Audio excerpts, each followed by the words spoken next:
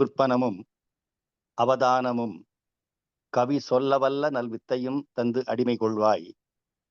நழினாசனம் சேர் செல்விக்கு அரிது என்று ஒரு காலமும் சிதையாமை நல்கும் கல்வி பெரும் செல்வப்பேரே சகல கலாவல்லியே. அன்பிற்கினிய ஆருயிர் நண்பர்களே, முருகன் திருவருளாலே நாம் தொடர்ந்து கந்தர் அலங்கார பாடல்களை பார்த்து அதனுடைய பொருளை, அதனுடைய உயிர் நாடியை எண்ணி உருகி சுவைக்கின்ற ஒரு பெரும் புண்ணியம் செய்திருக்கிறோம். இறையருள் இல்லாவிட்டால் இது போன்ற ஒரு நல்வாய்ப்பு சொல்பவருக்கும் வாய்க்காது, கேட்பவருக்கும் வாய்க்காது. அப்ப சொல்கின்ற எனக்கும் உங்களுக்கும் இறையுருள் துணை செய்ததால் இந்த நிகழ்ச்சி தொடர்ந்து நடக்கிறது. இன்றைக்கு நாம் பார்க்க இருக்கின்ற பாடலுடைய எண் 30. பால் என்பது மொழி, பஞ்சு என்பது பதம், பாவையர் கண் சேல் என்பதாக தெரிகின்ற நீ செந்திலோன் திருக்கை வேல் என்கிலை, கொற்ற மயூரம் என்கிலை, வெட்சி தண்டை கால் என்கிலை, மனமே எங்கனே புத்தி காண்பதுவே. நம்முடைய மனம் வாயுவினுடைய ஒரு பகுதி. அது எப்போதும் அலைபாய்ந்து கொண்டே இருக்கும். பற்றுக பற்றற்றான் பற்றினை, அப்பற்றினை பற்றுக பற்று விடற்கு. இயல்பாகவே நம்முடைய மனம் என்பது அவகாமத்தில் மூழ்கியிருப்பது. ஒரு பெண்ணினுடைய அழகு என்பது, இவ குடும்ப பெண்களை சொல்ல, எப்படி எல்லாரையும் ஈர்க்கின்ற அழகு செய்கின்ற அந்த பெண்களை பார்க்கிற பொழுது என்ன ஆகிறது?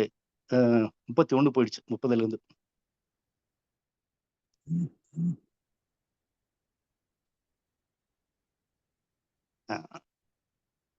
அதற்கு பேரு அவகாமம்னு பேர். நம்முடைய மனதை நாம் திடப்படுத்த வேண்டும். அதுக்குதான் போன பாட்டுல பார்த்தோம். கடத்திற் குரத்தி பிரான் அருளால் கலங்காத சித்தத்திடத்தில் புனையன யான் கடந்தேன், சித்திரமாதர் அல்குர் படத்தில் கழுத்தில் பழுத்த செவ்வாயில் பனையில் உந்தி தடத்தில் தனத்தில் கிடக்கும் வெங்காம சமுத்திரமே. நாம் எல்லோரும் பெண்களுடைய புற உறுப்புகள் என்கின்ற வெங்காம சமுத்திரத்துல மூழ்கி இருக்கிறோம். இது அவகாமம்னு பேர். அப்ப இப்ப நம்ம கண்ணால் பார்த்தாலும் மனம் அதில் ஒன்றவில்லை என்றால் அது எந்த விதமான நன்மையும் தீமையும் செய்யாது. இப்ப ரோட்ல போயிட்டே இருக்கிறோம், நம்முடைய மனம் வேறு எதையோ நாடி இருக்கிறது. ஒருவர் எதிர்படுகிறார், கண் பார்க்கிறது, ஆனால் மனம் அதை பதிவு செய்யவில்லை. அதை போல எல்லோரும் பார்க்கலாம், ஆனால் ஒரு கண்ணை பார்க்கிற பொழுது நமக்கு அந்த கண்ணினுடைய அழகு தெரிகிறது. அவருடைய நடையை பார்க்கிற பொழுது அதனுடைய அழகு தெரிகிறது. இதெல்லாம் தெரிகிறது. இதை என்ன பண்ணணும்னாக்க மடை மாற்ற வேண்டும் சொல்றாரு. அவகாமமாகிய அந்த ஒன்றை சிவகாமமாக மாற்ற வேண்டும். பால் என்பது மொழி, பஞ்சென்பது பதம், பாவையர்கண் சேல் என்பதாக திரிகின்ற நீ. இப்ப நம்முடைய மனமானது அலைபாய்ந்து கொண்டே இருக்கிறது. அப்ப அவருடைய அந்த பெண்ணை பார்த்த உடனே அவருடைய மொழியானது பால் போன்ற இனிமை உடையது என்று நாம் நினைக்கிறோம். அவருடைய பதம், அவருடைய நடையானது எப்படி இருக்கிறது? அப்படி பஞ்சு போல இருக்கிறது, மென்மையாக இருக்கிறதுன்னு சொல்றோம். அந்த பெண்ணினுடைய கண்ணை பார்க்கிற பொழுது மீன் போல அழகாக இருக்கிறது என்று சொல்கிறோம். இதெல்லாம் இருக்கு. இந்த நிலையை மாற்றி நாம் என்ன பண்ணணும்?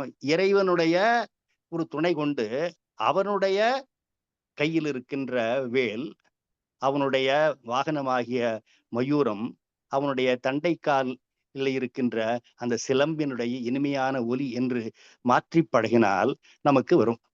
நம்ம முதல்ல பார்த்து என்ன பார்த்தோம்?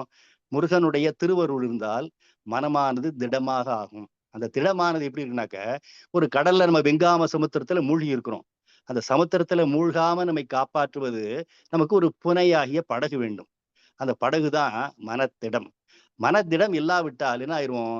நாம் பெண்களுடைய புற அழகில ஈடுபட்டு அந்த காம சமுத்திரத்துல மூழ்கி போயிடுவோம். அப்படி மூழ்காமல் இருப்பதற்கு முருகனுடைய திருவுருள் வேணும். இது ஒரே நாள் வாய்க்காது. இப்ப ஒரு குழந்தை பிறக்குது, ஒரு 10 நாள் சாப்பிட்ட உடனே அதுக்கு உடம்பு வலிமை வராது. ஒரு ஜிம்முக்கு போறோம், 4 நாள் போறோம், உடனே உடம்பு வலிமை ஆகாது. அதேபோல திடம் பெறுவதற்கு இடைவிடாத பயிற்சி வேண்டும். இறைவனுடைய திருவருள் வேண்டும். குருவினுடைய அருளும் வேண்டும். நாம் நல்ல நூல்களை கேட்டு பழக வேண்டும். நல்ல விஷயங்களை சொல்லி பழக வேண்டும். நல்லவற்றை பார்த்து பழக வேண்டும். பார்க்கணும், கேட்கணும், சொல்லணும். இதெல்லாம் பண்ணாதான் நமக்கு அந்த பயிற்சியானது உண்டாகும். அதனால இப்ப நாம் அந்த பெண்ணினுடைய புற உறுப்புகளினுடைய அழகிலே மனத்தை நாம் செலுத்துறோம் இல்ல. அப்படி இல்லாம அதை எப்படி மடை மாற்றுதல்னு சொல்றாரு. தமிழில நேர் நிறையணின்னு ஒண்ணு இருக்கு. நான் நகைக்கடைக்கு போய், புடவை கடைக்கு போய், அழகு சாதன கடைக்கு போய், காதுக்கு தோடும், பட்டுப் புடவையும், வாசனை திரவியமும் வாங்கினேன். அப்படின்னா, நகைக்கடைக்கு போய் காதில் தோடு வாங்கினேன். புடவை கடைக்கு போய் பட்டுச் சேலை வாங்கினேன்.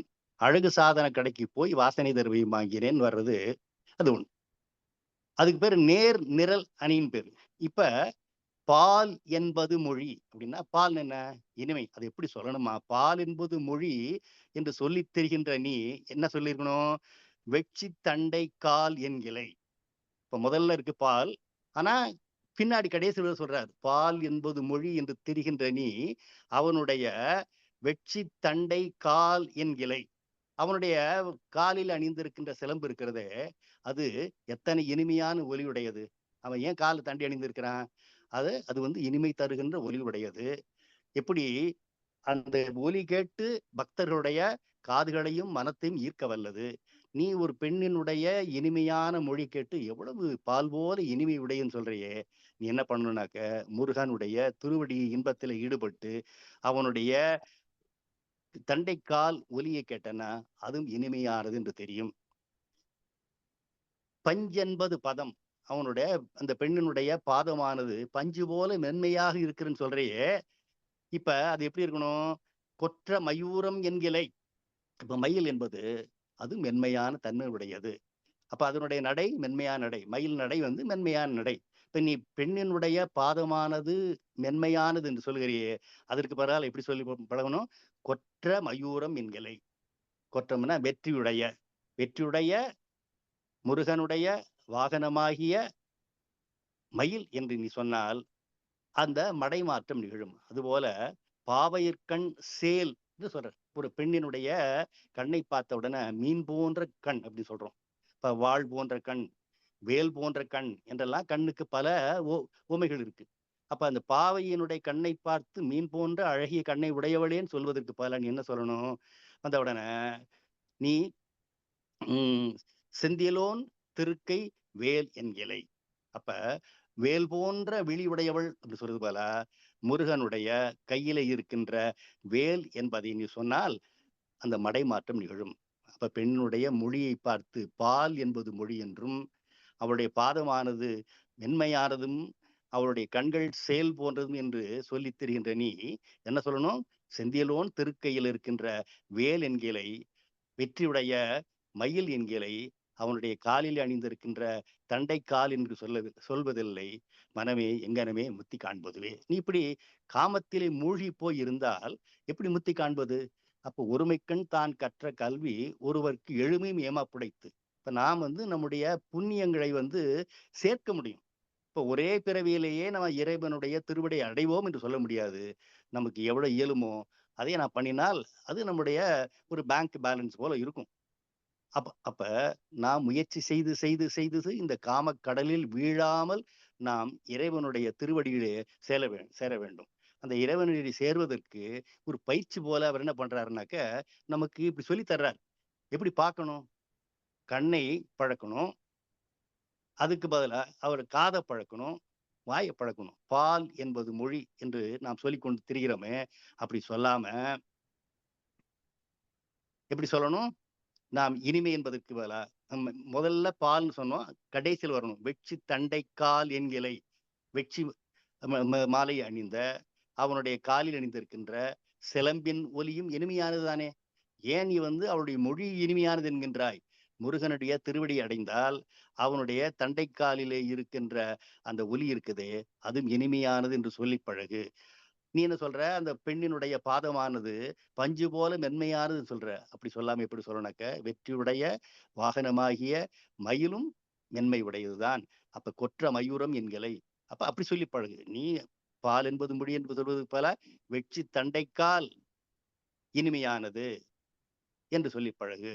அதுபோல அவருடைய பாதமானது மெதுவானது, பஞ்சு போன்று சொல்வதற்கு பதிலா, நீ முருகனுடைய வாகனமாகிய மயிரும் மயிலினுடைய நடையும் மென்மையான்னு சொல்லி பழகு. அதுபோல பாவையர்கண் சேல், இந்த பெண்ணினுடைய கண்ணானது மீன் போல ஒளி வீசக்கூடியது என்று சொல்லுகிறியே, அதுபோல அவனுடைய கையில இருக்கின்ற வேல் இருக்கிறதே, அது வாள் போன்ற, வேல் போன்ற அழகுடையது, ஒளியுடையது என்று சொல்லி பழகினால், உன்னுடைய அந்த அவகாமமானது சிவகாமமா மாறும். ஆகவே முருகன் இவர் என்ன பண்றாருனாக்க, நமக்கு ஒரு மடைமாற்றம் சொல்லித் தருகிறார். நம்முடைய மனமானது ஒரு நிலைத்து நிற்பதில்லை. எப்போது பார்த்தாலும் அலைகின்ற தன்மையுடைய மனத்தை நாம் ஒரு இடத்துல நிலைநிறுத்தணும். அது ரொம்ப கஷ்டம். சினம் இறக்க கற்றாலும், சித்தியெல்லாம் பெற்றாலும், மனம் இறக்க கல்லார்க்கு வாயேன் பராபரமே என்பது தாய்மானவர் பாட்டு. எவ்வளவு நம்ம பண்ணாலும், எவ்வளவு வலிமையுடையவர்களாக இருந்தாலும், மனத்தை அடக்கின்ற திறம் என்பது ரொம்ப கஷ்டம். எவ்வளவோ ஞானிகளா இருக்கலாம். ஆனா, அதுக்கு வைணவத்துல ஒண்ணு சொல்லுவாங்களாம். ஒரு ஏழை வைணவர். அவருக்கு ரொம்ப வறுமை.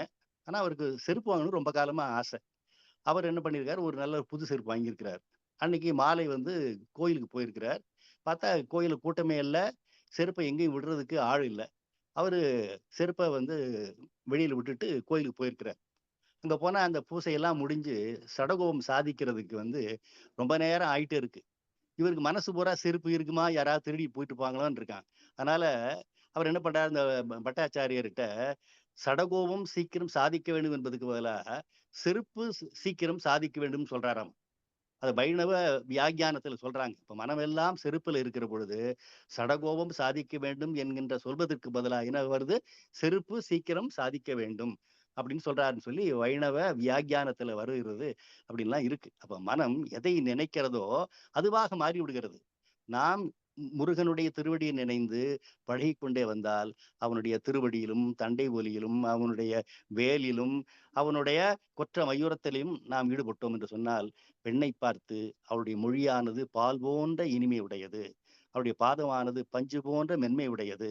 அவருடைய கண்ணானது ஒளி மிகுந்த மீன் போன்றது என்றெல்லாம் சொல்லி அவகாமத்தில் மூழ்காமல், அந்த வெங்காம சமுத்திரத்தில் மூழ்காமல் மனத்திடம் பெற்று நாம் அந்த முத்தி நிலையை அடையலாம். அப்படி அடையாமல் இருந்தால், மனமே முத்தி எவ்வாறு காண்பது? கண் பார்த்தால் மட்டும் ஆகிறது. அந்த கண்ணோடு மனமும் அதில் போய் சேர்கிறது. அதனாலதான் உள்ளத்தே உறையும் மாலை உள்ளுவான் உணர்வொன்றில்லா கள்ளத்தேன் தொண்டுக்கே தொண்டாய் கோலம் பூண்டேன் உள்ளுவார் உள்ளிற்றெல்லாம் உள்ளிருந்து நீ அருதி என்று வெள்கிப் போய் என்னுள்ளே விலவர சிரித்துட்டேன்னு தொண்டரடிப்படியாளர் சொல்றாரு. அப்ப நாம் என்ன பண்றோம்? பக்தி செய்வதாக பாவனை செய்கிறோம். அப்போ ஒரு கோயிலுக்கு போறோம். முருகன பார்க்கிறோம். ஆனா நம்ம முன்னாடி ஒரு அழகான பெண் நின்னாக்க, முருகனுடைய அந்த திருவடி அழகில் ஈடுபடுவதற்கு பதிலா, அந்த பெண்ணினுடைய அழகில் மனம் மாறுகிறது. அது இயல்பானது. மனசு எப்போதுமே அலைபாய்ந்த தன்மை உடையது. அப்ப அந்த மனத்தை நிலைநிறுத்த வேண்டும். எப்படி ஒரு ஒரு க க கப்பல் அலைபாயுகிற பொழுது அதை நங்கூரம் போட்டு நிறுத்துறோமோ, அதுபோல நாம் முருகனுடைய திருவடியை பற்றிக் கொண்டால், நம்முடைய அந்த வெங்காம சமுத்திரத்தில் மூழ்காமல், அந்த படகு தண்ணீரில் மூழ்காமல் இருப்பதைப் போல நாம் பயின்று கொள்ளலாம். ஆகவே இதுல நமக்கு ஒரு பயிற்சி தர்றார்.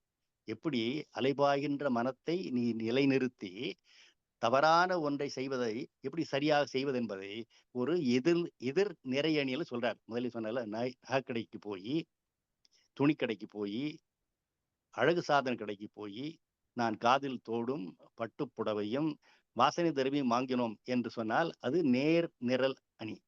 இங்க பால் என்பது மொழின்னு சொன்ன உடனே என்ன சொல்லிருக்கணும்? முதல்ல வரவுமை சொல்லியிருக்கணும். அப்படி சொல்லல. பால் என்பது மொழி என்பதை எப்படி சொல்லணும்னாக்க, கீழ வெட்சி தெண்டைக்கால்ன்னு சொல்லணும். இப்ப 1க்கு 1 தானே வரணும். முதல்ல பால் என்பது மொழின்னு இருக்கு. ஆனா, நம்ம 3வதா கடைசி வரியில இருக்கிற வெட்சி தண்டைக்கால் என்கிற என்ன வெட்சி தண்டைக்கால்னாக்க, அவர் அணிந்திருக்கிற தண்டையினுடைய ஒலியும் இனிமையுடையதானே. நீ போய் அவருடைய மொழியானது பால் போன்ற இனிமையுடையன்னு சொல்றியே, முருகனுடைய அவனுடைய காலிலே அணிந்திருக்கின்ற அந்த சிலம்பின் ஓசையும் இனிமை உடையதானே.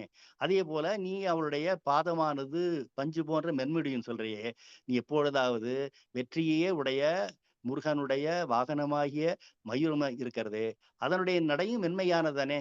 ஏன் போய் ஒரு பெண்ணினுடைய பாதமானது பஞ்சு போல மென்மையுடையன்னு சொல்ற?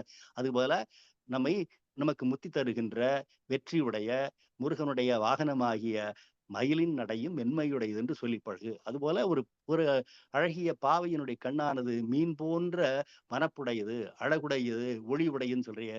அதுக்கு பதிலா நீ என்ன சொல்லணும்? செந்திலோன் திருக்கை வேல் என்கலை. அவன் கையிலே ஏந்திருக்கின்ற வேலாயுதமானது ஒளி மிகுந்தது. ஒரு பெண்ணினுடைய கண்ணை கண்ணை சேல் என்றும் ஒளி மிக்கதும் என்று சொல்லுகிறார். அதற்கு பதிலா நீ செந்திலோன் திருக்கை என்று சொல். பால் என்பது மொழி என்று திரிகின்ற நீ, செந்திலோன் பால் என்பது மொழி என்று சொல்லி திரிகின்ற நீ, வெட்சித் தண்டைக்கால் என்கிலை. பஞ்சென்பது பதம் என்று திரிகின்ற நீ, கொற்ற மயூரம் என்கிலை.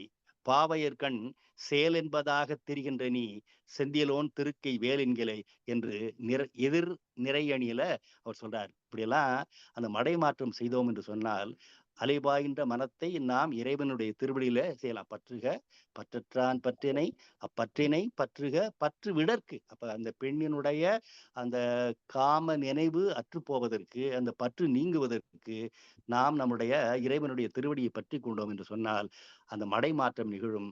அந்த அவகாமத்திலிருந்து நாம் சிவகாமத்தை அடைவோம். நாம் அந்த காம சமுத்திரத்தில் மூழ்காமல் நாம் நல்ல நிலை எய்துவோம் என்கிற அளவில் இந்த பாடல் வருகிறது. இப்ப அருணகிரிநாதர் அவருடைய வாழ்வில தவறான வழியில போனதாகலாம் நாம் கதையை படிக்கிறோம். இதுக்கு எந்த விதமான சரித்திர சான்றுகளும் இல்லை. அவர் என்ன செய்யறாருனாக்கா, இது நம்மை ஈடேற்றுவதற்காக அவர் தன் மீது ஏற்றிக்கொண்டு அவர் செய்யாத ஒரு பாவத்தை தான் செய்ததாக சொல்லி, அப்படிப்பட்ட எனக்கு முருகன் அருள் செய்தான். அதுபோல நீ எவ்வளவு பாவம் செய்திருந்தாலும், தவறான வழியில் போயிருந்தாலும், திருந்தி முருகனுடைய திருவடியில் வந்து சேர்ந்தால் அத்தனையும் நீராகி போய்விடும். எவ்வளவு ஒரு பஞ்சு இருந்தாலும் ஒரு சிறிய தீப்பொறி விழுந்ததுன்னா அந்த பஞ்சு பொதி முழுதும் எரிந்து சாம்பலாகி போடுவதில் நம்முடைய பாவ மூட்டைகள் எவ்வளவு இருந்தாலும் முருகனுடைய திருவுருளாகிய அந்த ஒளி அல்லது தீ கிரணம் பட்டால் உடனே நம்முடைய பாவங்கள் எல்லாம் புசுங்கி நாம் நல்ல நிலை எய்துவோம். ஆகவே நாம் விங்காம சமுத்திரத்தில் மூழ்காமல் முருகனுடைய திருவடியை பற்றி கொண்டால் நாம் அலைபாய்கின்ற மனத்தை நிலைநிறுத்தி நல்வழி காணலாம், முத்தி அடையலாம் என்பதை இந்த பாடல் சொல்லி நமக்கு நல்வழி காட்டுகின்றது. இது ஒரு பெரிய ஒரு என்ன சொல்கிறது? இப்ப நம்ம ஏன் குருநாதர்கிட்ட போறோம்னா, அவர் இது போன்ற ஒரு மனிதராக வாழ்ந்து பயிற்சி செய்து ஒரு நல்ல நிலை அடைந்தவர். இப்போ ஒரு வாத்தியார் இருக்கிறாரு. அவரு ஏற்கனவே அவர் எம்.ஏ, எம்.ஃபில், பிஹெச்டி படிச்சிருக்கிறாரு. அவர்ட்ட போய் ஒரு பையன் படிக்கிற பொழுது, அவர் பெற்ற அனுபவத்தை அந்த குழந்தைகள் சொல்லித் தருவதைப் போல, இவர் தவறான வழிகளிலே சென்று அவர் அப்படித்தானே போயிருக்கிறாரு. ஒரு பெண்ணுடைய இன்பத்தை நாடி இளமை காலத்தை வீணாக்கினாரு. கடைசியில போய் திருவண்ணாமலை கோபுரத்தில ஏறி கீழ போனாரு. முருகன் காப்பாற்றினான் என்கின்ற அந்த வாழ்க்கை கதை சொல்வதனால, இது நாள் வரைக்கும் இப்படி திரிந்திருந்தாலும் கவலைப்படாதே. நீ அதை ஒரு மடைமாற்றம் செய்து முருகனுடைய செந்திலோன் திருக்கை வேல் என்று சொல். கொற்ற மயூரம் என்று சொல். இப்ப என்கலைன்னா சொல்லலைன்னு அர்த்தம். நீ சொல்லுன்னு சொல்றார். நீ பால் என்பது மொழின்னு சொல்லிட்டு இருக்கல. இனிமேல் எப்படி சொல்லணும்? நீ வெட்சித் தண்டை கால் இனிமையுடையது என்று சொல். நீ பஞ்சு என்பது பதம் என்று சொன்னேல. இனிமேல் என்ன சொல்? கொற்ற மயூரம் என்று சொல். அதுவும் மென்மையானது என்று சொல். அதுபோல பாவையர்கண் சேல் என்பது சொல்றீல. அதற்கு பதிலா செந்திலோனுடைய திருக்கை வேல் ஒளி மிகுந்தது என்று சொல். என்று சொல்லக்கூடாததை சொல்லி, சொல்ல வேண்டியதையும் சொல்லி நமக்கு நல்வழி காட்டுகின்ற ஒரு அற்புதமான ஒரு கந்தரலங்கார செயல். நாமும் முருகன் திருவுருளை பெற்று முத்தி அடைவோம். அதற்கு கந்தர் அலங்கார செய்யுள் அருணகிரிநாதர் பாடல் நம்முடைய முருகன் திருவுள் துணை செய்யட்டும் என்று சொல்லி இந்த அளவிலே இந்த பாடலுடைய பொருளை நிறைவு செய்கிறேன். நன்றி, வணக்கம்.